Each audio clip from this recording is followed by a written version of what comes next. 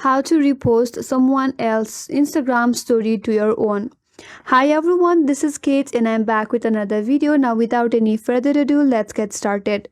First of all, open up Instagram in your device and make sure that you're logged in with your account.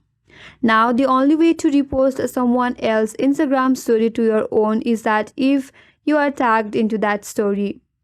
If you are tagged into that story, you will receive a notification in your account saying that you have been mentioned, and you will get that story in your chat section as well. So from there you have to open up the chat, and in your chat you will get a notification saying that you have been mentioned.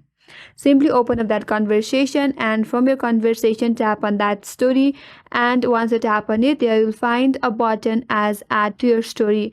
Tap on it and then you will be able to add that to your story. But if you are not mentioned in that Instagram story, then you won't be able to add that story to your own.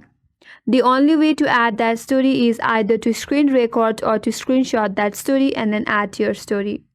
So this is the only way to repost someone else's Instagram story to your own, and hope this video helped you. If you are new to our channel, make sure to subscribe, like, comment and hit that notification bell icon. Thanks for watching and I will see you on next video.